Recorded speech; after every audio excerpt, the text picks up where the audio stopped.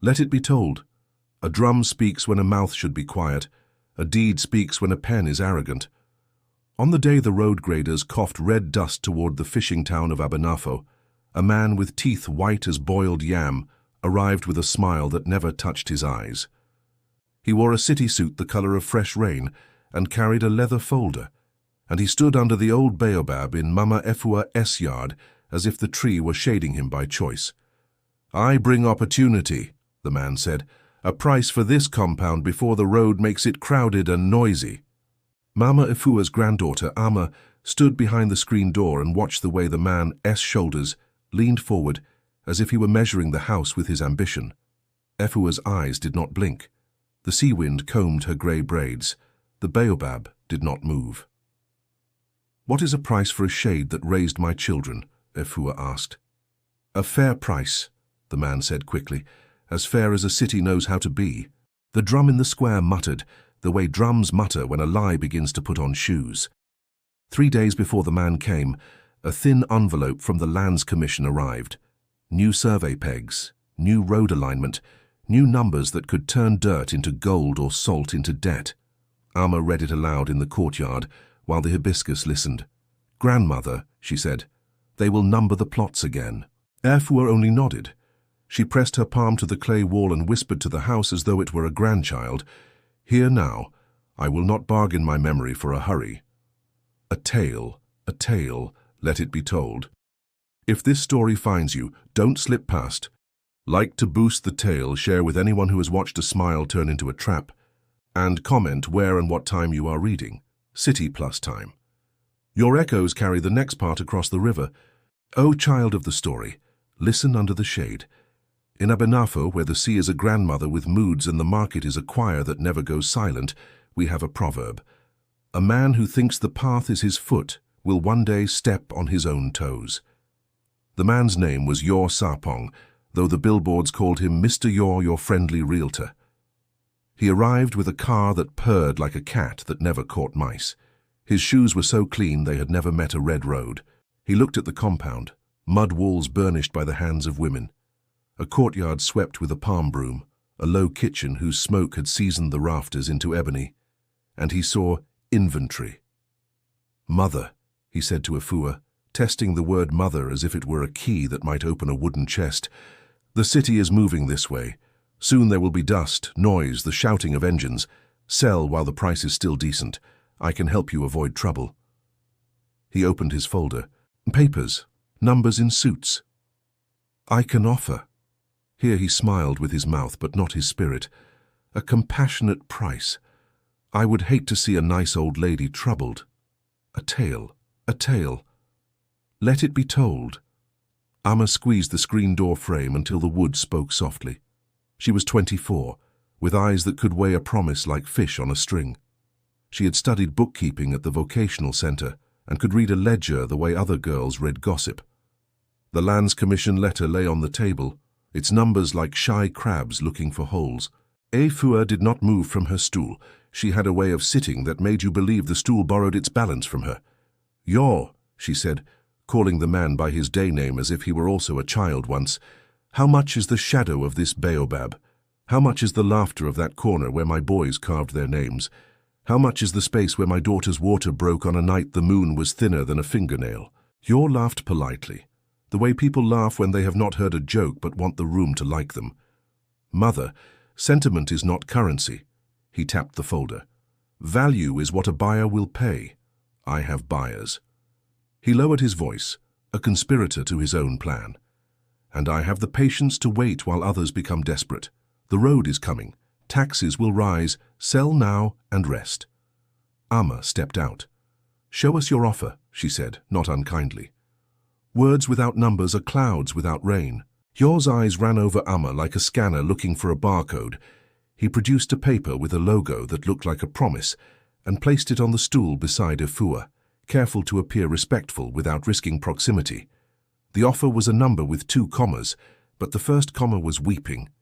It was the kind of number city men offer when they smell salt on the air and assume it is the taste of gullibility. Efua did not look at the paper. "You brought cola?" she asked. Yor blinked. "Cola? In this town, Ifua said softly, when you come to talk about land, you carry a nut for the ancestors' thirst. Even city water cannot quench it. Yor swallowed. He glanced at the car where his driver, a boy with a beard that was still negotiations with his cheeks, stared at his phone. We did not bring cola. Ah. Ifua's mouth turned at one corner, a smile so private it did not trouble the air. Then we will borrow some manners. Ama, bring the calabash. Ama brought a carved calabash, a family piece with a crack repaired by copper stitches. Efua placed the offer paper under it, as if the calabash needed a pillow. Yor, she said, sit. We will drink water together and speak plain. A tale, a tale. Let it be told. They sat. Ama poured. The water tasted like silence that refuses to become shame. Your number, Ama said, tapping the offer, is a fisherman's lie. It looks big on the shore and becomes small at the fire.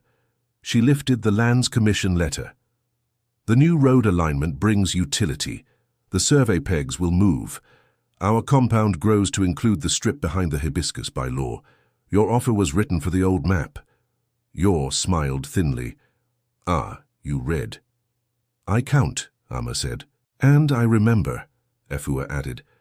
This house belonged to my mother before my father made the roof tall, and to my grandmother before iron pots were common. The deed, she pointed to the inner room, is older than your necktie. It bears my father's name, and my name where his name sleeps. I brought my thumb to that paper when your mother brought you to the market on her back. Yor's smile calcified. Mother, I mean no disrespect, but the law is the law, not memories. The law is the law, Efua agreed, and memory is its witness. She rose. The stool kept its balance without her, a trick Ama never solved. Efua walked into the inner room and returned with a bundle wrapped in cloth, the color of pounded cassava. She opened it. Inside lay papers that smelled faintly of camphor and salt, the smells of thrift and patience. She unfolded the deed and placed it beside the offer and the calabash. The deed's ink had faded to the color of engines that no longer run. Its words marched like ants, neat and unhurried. Dr. leaned in. His eyes found the seal, the signatures, the number the deed once wore like a kente pattern, when men proved ownership with ink, the way elders prove wisdom with scars. Do you see this clause? Efua asked, tapping a line with her forefinger. The one the stool chief insisted upon when my father was still coughing hard from the dust of the quarry. Yor squinted. The clause was written in tight legal twi, then translated to dry English that smelt like a schoolroom. Any transfer of the said parcel shall be performed beneath the public tree with 3 witnesses and the presence of the registrar or his designee, that none may say I did not know. In the event of undervaluation, the stool council may call for open bidding on the spot, the original offerer to pay a courtesy fine for the nuisance of bringing a poor price into daylight. Yor sat back. These are old customs, he said carefully. These are living customs, Efua corrected. The baobab still stands. She looked toward the square where its crown had argued with sunrises since the first canoe knew the river's opinion. If you want to buy, you will meet me there tomorrow at noon. You will bring cola this time, and you will bring your best number. Not the number you offer old women you think are counting on their fingers. Yor gathered his papers. He stood. His smile learned humility, a subject it had skipped in school. Very well, he said. Noon, he said. He left in a rush of air-conditioned certainty. The car purred away. Dust uncurled from the wheels like reluctant secrets. Ama closed the screen door and leaned her forehead against it. Grandmother, will he return? Efua folded the deed as one folds a baby's blanket, with hands that remember softness. A hyena returns to a bone even when it has no marrow, she said. But do not worry. We will teach him a proverb my mother taught me. When you count a widow's house as empty, you forget that she counts the hearth fire as family. That evening, Ama walked to the stool house with a gourd of palm wine and the old deed wrapped in cloth. The chief linguist, who could speak anger into manners and joy into wisdom, read the clause and nodded so deeply his beads clicked like seeds in a pod. We will sit under the baobab, he said, and the registrar's clerk will sit with us and pretend his pen has power, and the women will sit with us and bring the truth. Bring Kola. A tale, let it be told. By dawn the market knew. News travels on 3 feet in Abenafo. The gossip's mouth, the fisherman's whistle, and the drummer's hands. The talking drum said, "Let the counting be honest, let the shade be valued, let the widow be fierce."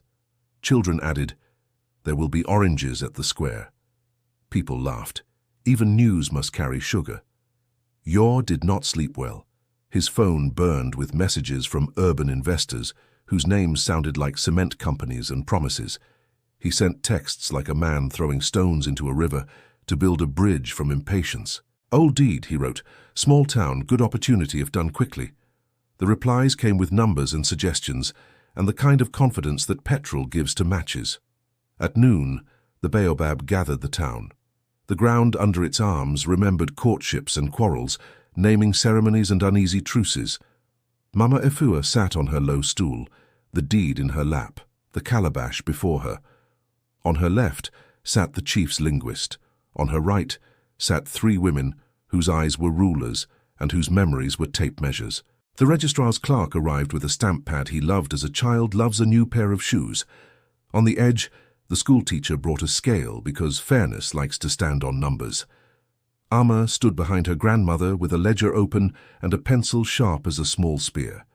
Yor arrived with Kola, with 2 men in shirts too white for honesty, and with a smile that had spent the morning practicing sincerity in a mirror. He bowed to the elders and to the baobab, which ignored him the way old trees ignore promises. He named a number, bigger than yesterday's but still small enough to be an insult hiding in a compliment. The crowd hummed. The linguist lifted a hand. "Open the bidding," he said, and his voice made the trees bark, listen. A woman from the other end of the township, a Kosua who ran a provisioning shop that could summon a bolt of cloth and a rumour with equal speed, raised her hand. "I will partner with Mama Efua," she said, "to keep the compound and add rooms for travellers when the road comes. My number is—" She named it. It wore shoes. Yor blinked. His men whispered. The registrar's clerk looked at his stamp pad with new respect. A carpenter raised a hand. "I will lease a corner for a workshop," he said. "I will pay yearly." He named his number. It did not wear shoes, but it had a walking stick and a destination. Yor's men whispered louder. He raised his chin. "We will adjust," he said. He named a larger number, the kind a man hopes will frighten villagers back into humility. The crowd did not flinch. The baobab adjusted its shade to cover the audacity. Children counted silently with their fingers, inventing a game that would teach them interest by accident. Then Amma spoke, not bidding but reading. "The deed allows subdivision only if the path to the well remains open," she said. "My grandmother promised before my mother was born that no wall would deny water to a stranger. Any buyer who blocks the path must pay a fine of shame. A bench in the square engraved with the names of the women he inconvenienced, to sit on forever." The women on either side of Efua nodded like birds finding grain. Yor swallowed. "Shame is more expensive than money in towns where memory has furniture." The bidding climbed to a place where even Yor's texts to the cement men grew slower. He wiped his forehead with a handkerchief that still smelled faintly of confidence. Then Efua raised her palm. The crowd stilled the way the sea stills when fishermen shut up to hear what nets have to say. "I have heard numbers," she said. "Numbers are useful, but the house does not live on numbers alone. This is my counter-offer. I will not sell this compound to be eaten room by men whose stomachs say now, but whose hands will never grind cassava here. I will sell the mango grove beyond the hibiscus, the part the road will kiss first, for a fair price that makes room for old promises. With that money, I will raise the roof of the kitchen, fix the well, and build 3 rooms facing the road for rent to travellers and to a good clinic. I will place the title, listen well, into the hands of the grandmother's trust, with my name and Amma's as custodians, so that no one may sell again without 3 women lifting the same pen. The deed will learn a new song."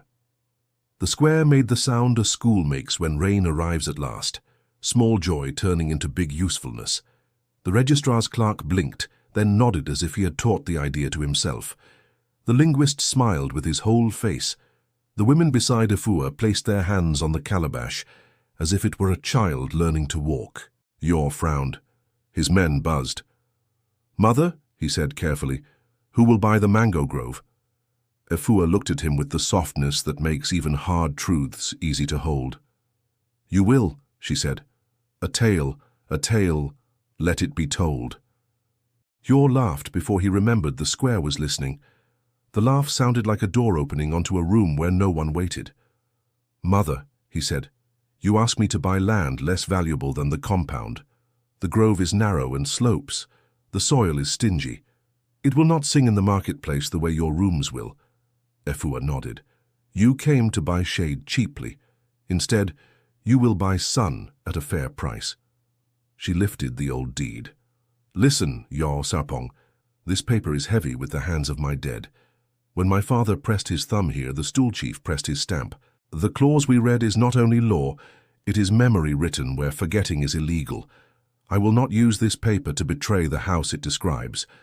But this," she lifted another paper from the cloth, green fresh ink on cream, "is the survey of the grove. The Lands Commission drew it this week when the roadmen moved their pegs. It is free for transfer, bound by the same path law and the same shame bench if any buyer blocks water." Ima unfolded the new survey and held it high. The lines were neat as a well-plaited girl's hair. The crowd leaned forward the way a flock leans when grain lands near. The registrar's clerk took it as a nurse takes a new baby, businesslike, reverent. Yor's eyes measured. Here was a strip kissing the road, wide enough for a row of shop fronts. Here was the slope he had called stingy, which could be terraced into steps where market days would sit and hum. Here was a corner where a small tower could feed 100 phones their gossip and emergencies.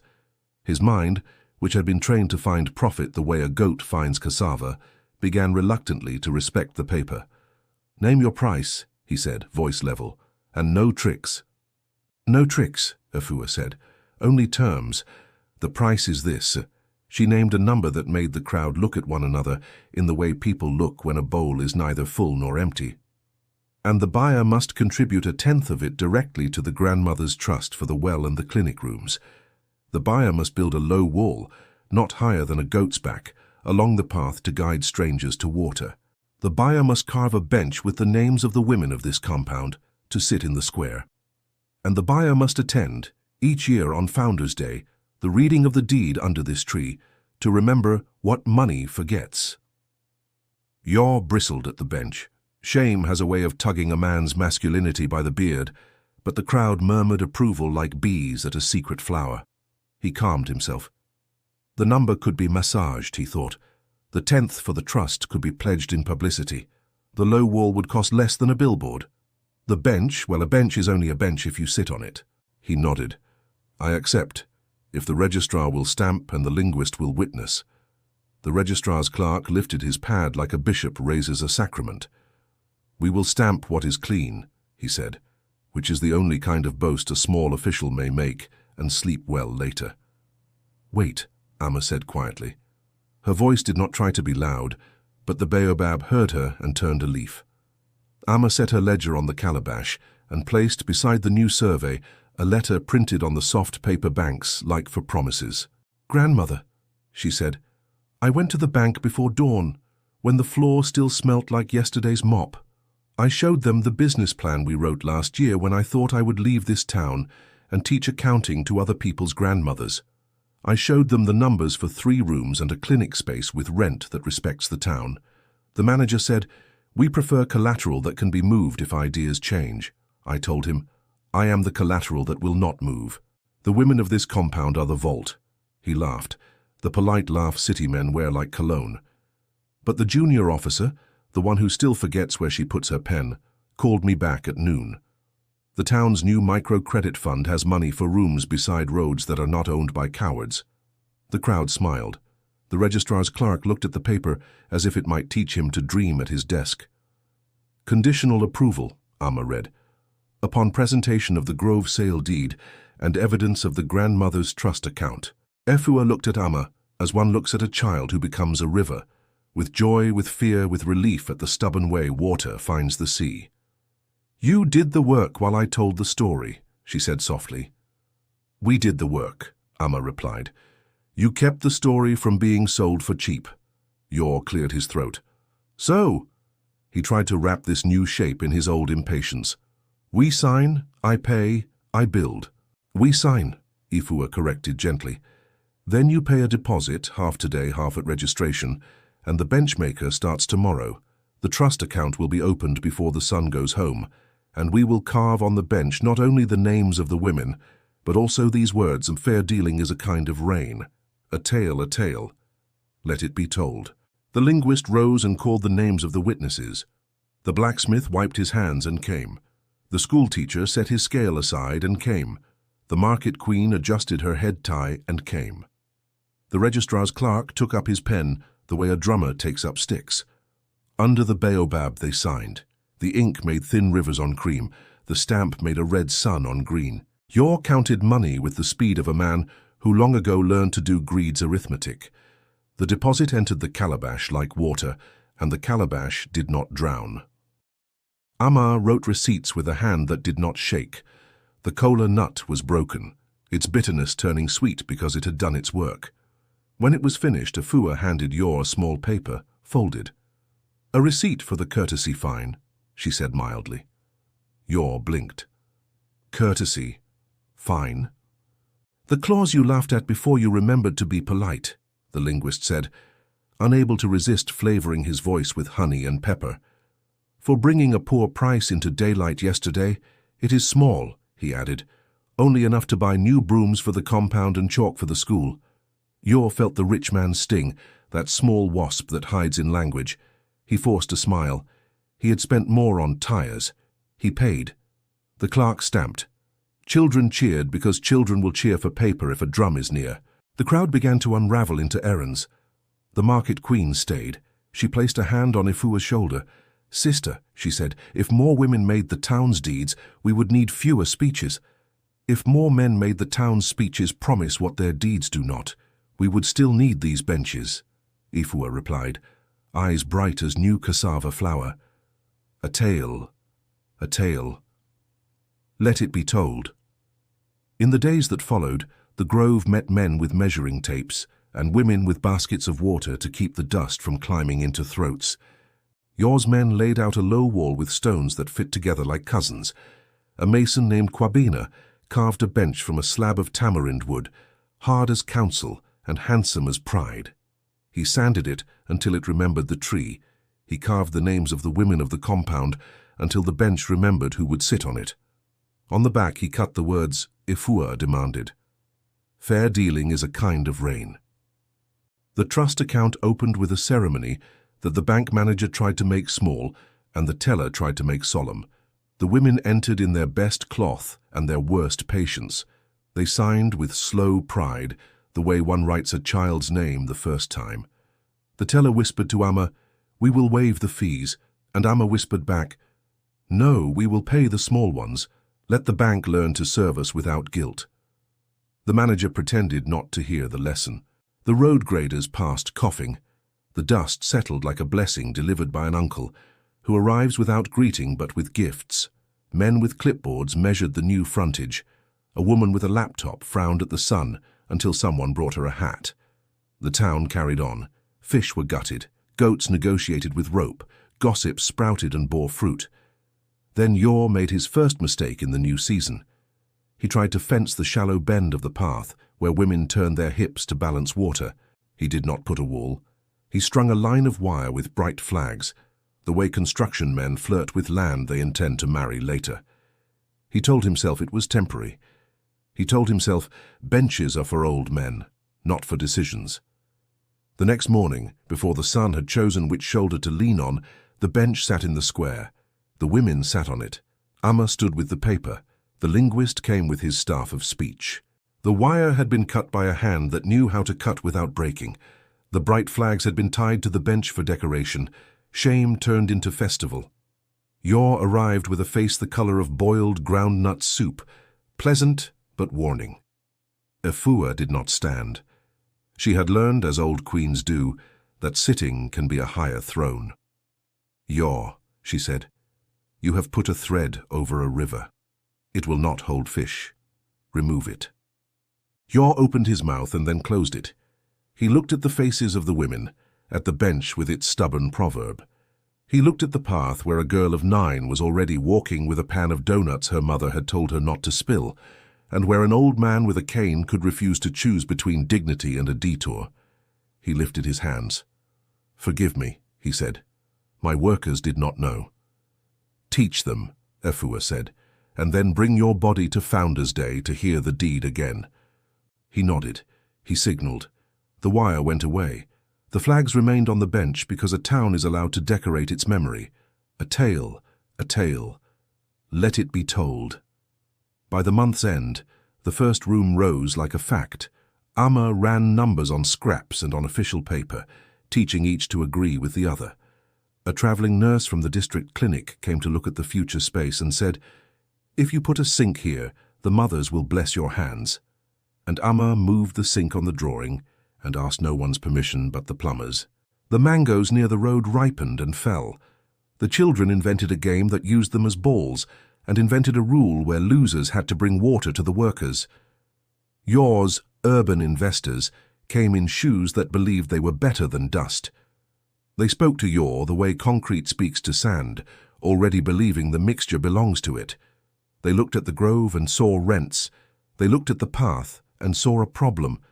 They looked at the women and saw statistics. Yor surprised himself by clearing his throat. "We do not touch the path," he said. "It is in the deed." The men laughed lightly, as city men do when rural rules bump their knees. "Everything is negotiable," one said. "Not memory," Yor answered, surprising himself again.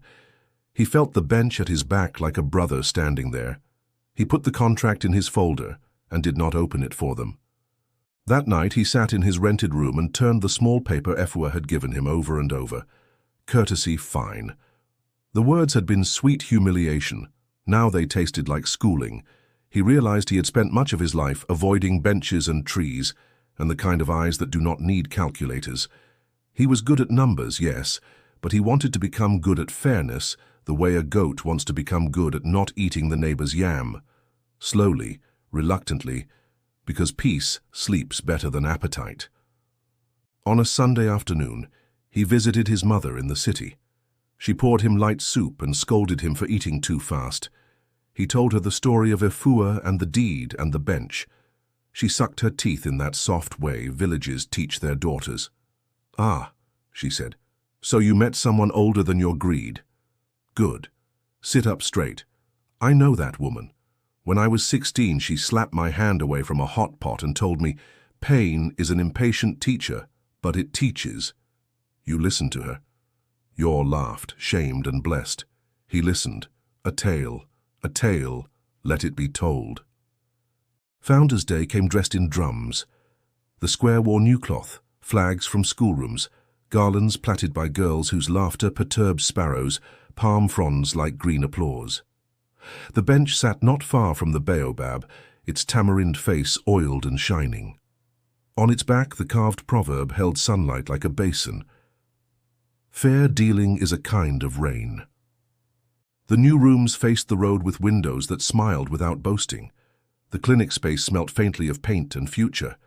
The path to the well held its line. The low wall guided feet the way a grandmother's hum guides a baby to sleep. Efua's kitchen roof rose as if the house had inhaled and decided to keep the breath. People gathered. The talking drum told them why. Come and hear the deed. Come and learn how the grove grew into benches and rooms. Come and watch a town remember what it promised itself. The market queen brought groundnuts. The schoolteacher brought a register because Joy also likes to count. The blacksmith wore his good sandals. The fishermen's wives came with wrappers tied high, their hands ready to clap and their tongues ready to correct. A tale, let it be told. Efua sat on her stool like a queen whose crown is the absence of hurry. Amma stood with a ledger and a smile she did not apologize for. Yor came, wearing a shirt that remembered ironing and a face that remembered yesterday's lesson. He carried, without theatrics, a sack with a symbol, the last portion of the grove's price.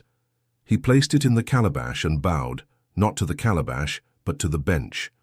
The linguist rose, and the tree listened. "This deed has learned to sing," he said. He read the old names and the new numbers, the clauses that kept the path open, the trust that placed a pen in 3 women's hands. He named Yours' share, and the trust's share, and the benchmaker's fee, and the mason's bill, and the sum that remained for the clinic sink. He read slowly, the way truth likes to be heard. When he finished, the crowd hummed satisfaction. Amma rang a small bell with a string, because bells are how cities clap for paperwork and villages clap for time. The nurse from the district clinic stepped forward and washed her hands at the new sink and said, "This water is for first cries," and everyone pretended not to cry already. Then it was the bench's turn. Ifua invited Yor to sit. He looked at the names carved on the seat, the women of the compound all the way back to a great-grandmother whose name had travelled down 100 market days. He sat gingerly, as if the wood could test him. It did not need to. He felt the bench's truth. Some wood becomes furniture, some wood becomes a lesson. Ifua cleared her throat. "Ya Sarpong," she said, "bring your ears." "I brought them," he said. People laughed because humility delivered like a joke becomes joy. "You came with a small number," she said. "You will not be the last. There will be others with clean shoes and dusty hearts. When they come, you will bring them to this bench and let them sit. You will say to them, 'Here, money weighs less than memory.' Will you do it?" "I will," Yor said, and because he had practiced no speech in his mirror, his answer sounded like a man rather than a brochure. "You fenced the path," she said. "I removed it," he replied. "You paid the courtesy fine." "And learned the courtesy," he said, surprising himself again. The crowd clucked approval like hens who have adopted a chick from another yard. "Good," Ifua said. "Now listen to my last revenge." The square leaned. Revenge is a spicy word. People's tongues sit up for it. But Ifua's mouth did not sharpen. "My revenge," she said softly, "is that you will stay in this town long enough to see how wealth walks when it is not running. You will build shops along your grove, but you will rent one to a bookseller for less than you can boast about, and one to a midwife for even less. You will put your office at the corner and keep your door open. You will post your numbers where people can see them, because secrets make mold." She smiled without pity. "You will become our man, because you tried to treat us as a meal." Yor's mouth opened and then laughed at itself. He bowed his head. "If the bench keeps me honest, I will keep its shade," he said. A tale, a tale. Let it be told." Months passed, and the town learned the bench the way a hand learns a spoon. Travellers sat there and read the proverb with their fingers. Boys sat there with their arrogance and left without it. Women sat there and rested the stories their backs had carried. The path curved as always. The low wall gathered lizards to do push-ups in the sun. The rooms filled with snores and prayers. The clinic delivered healthy babies who announced their opinions in voices that startled pigeons out of rafters. Yor kept his door open. He learned to say no in a way that left dignity standing, and he learned to say yes without making a field of promises he could not harvest. He posted his rents and his fees, and a small note. "Path is free, water is free, conversation is free if you bring cola." People teased him. He did not mind. He had learned to be teased by a bench. Human laughter was tender by comparison. Amma grew into her ledger like a rapper grows into a market queen, confident without apology. She trained 3 girls to keep receipts and 3 boys to read leases without giving away their grandmother's kitchens. She sat with the nurse and counted births and calculated supply orders and argued for light bulbs that did not die after one rainy season. She began to think in seasons rather than weeks, in years rather than quarters. Numbers became history in her hands. Ifua cooked as she always had, with a spoon that turned stew into story. She added a pinch of pepper when she told the tale of the day under the baobab. "The realtor came to buy shade and left with sunburn," she would say, and the children would ask for the part about the bench again. She told it, and told also the part where a woman can bend paper the way a river bends a valley. In the evenings, she sat on the bench with other grandmothers and practiced the holy sport of correcting each other's proverbs. One harm tried to visit the town. A different company sent men with clipboards and jokes to measure the water for a bottling scheme. They tried to buy the well with paperwork that stank of drought. They tried, too, To woo Yor with percentages that made fool's gold look pious, he took them to the bench, he sat them down. He read them the line about the path and the water and the shame bench. He told them, "In Abenafo, we do not sell our thirst." They laughed. Then they stopped. He did not sign. They left with their jokes wrapped in silence. On the first anniversary of Founders' Day, after the deed learned to sing, the town held a market of benches. Carvers brought benches with proverbs, schoolchildren painted benches with history pictures, lovers carved hearts on the undersides of benches where time might blush for them later. The square became a classroom. Under one bench, a boy kissed a girl and declared he would learn to be a fair man so the bench would not throw him off someday. The girl laughed and said, "Start by carrying water for my mother." And he did, because some wisdom is daily toil. Efua's bench held. One afternoon she sat there with Yor, with Amma, with the nurse, with the market queen, with the blacksmith and the school teacher, and a mason whose hands looked like bricks had adopted them. A breeze told stories about far fields. Efua tapped the back of the bench. "Read," she said to a small boy whose feet could not yet reach the ground. He sounded it out. "Fair, dealing, is a kind of rain." "What does it mean?" Efua asked. The boy thought, brow furrowing into the shape of a future counselor. "When people are fair," he said slowly, "everybody's yam grows." The circle laughed the laugh that is not mockery but christening. Yor leaned back and looked up at the baobab. "I used to think rain was just weather," he said. "Now I think it is also a decision." "A decision taught you by a grandmother," Amma added, and Efua slapped her knee and said, "Do not make my head swell," which is precisely what swelled, like pap on the fire. A tale, let it be told. And because a folk tale must keep a piece of itself for the road, hear the last small twist. One night a woman from the city arrived on a bus with a suitcase that had seen better hotels than roads. She followed the path by lantern. She stood in the courtyard and said, "I am looking for a woman named Efua. When I was 14, a man in a suit came to our compound and bought my grandmother's land for a number that now embarrasses me. He wore his smile like a deed. My grandmother died with her jaw tight. I am here to return a portion of that money to a place where a grandmother won." They gave her water, they gave her a seat, they gave her the bench. She put her envelope into the trust and said, "Teach me how to do this in my town." They taught her. She stayed 3 weeks and left with proverbs in her pocket and a small round of callus on her pen finger. The tale does not end. Tales do not stop when drums stop. They walk with you to your kitchen. They sit with you on your own bench and ask, "What will you write into your deeds? Where will you carve your benches?" The drum answers with the old song, "If you cannot afford a river, become a cup." A tale, a tale. Let it be told. The telling is finished, the lesson is not.